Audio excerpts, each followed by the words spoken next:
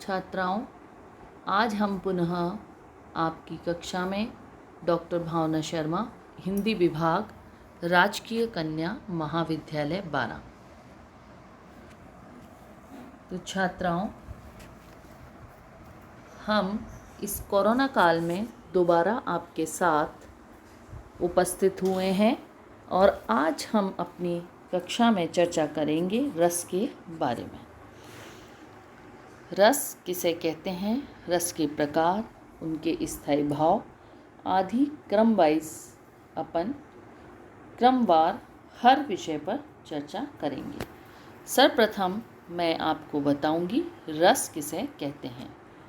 काव्य में रस का अर्थ आनंद स्वीकार किया गया है, अर्थात जिसे पढ़कर या रस जो शब्द है इसका मतलब है आनंद, यानी कि जिसे पढ़कर या सुनकर एकदम आनंद की अनुभूति होती है उसे रस कहा जाता है।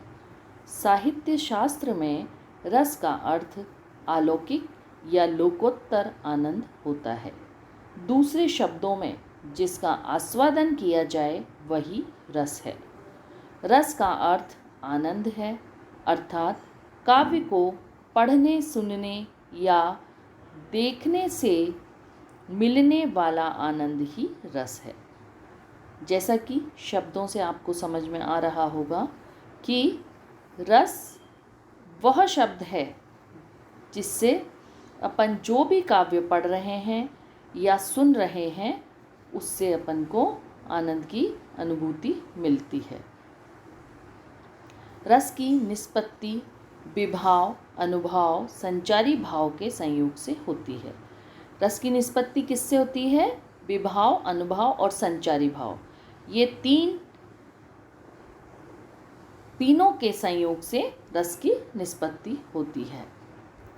रस की परिभाषा: कविता, कहानी, नाटक आदि पढ़ने, सुनने या देखने से पाठक को जो एक प्रकार के विलक्षण आनंद की अनुभूति होती है उसे रस कहते हैं।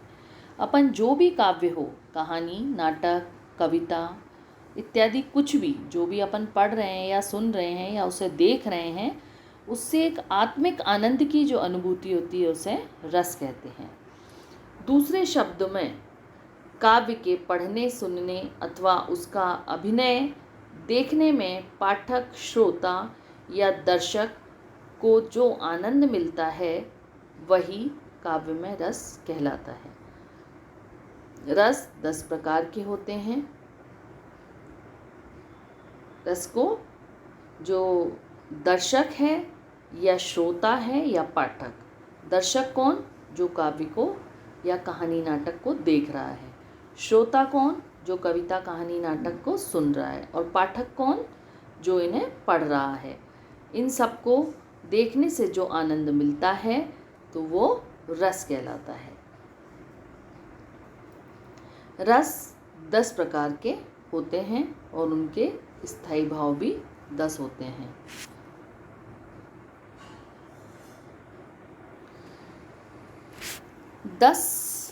रस और उनके स्थायी भाव। श्रृंगार रस, सर्वप्रथम श्रृंगार रस, इसका स्थायी भाव है रति। फिर हास्य रस, इसका स्थायी भाव हास। करुण रस, इसका स्थायी भाव शोक। रौद्र रस, इसका स्थायी भाव क्रोध। विभत्स रस, इसका जुगुप्सा। भयानक रस, इसका स्थायी भाव भय।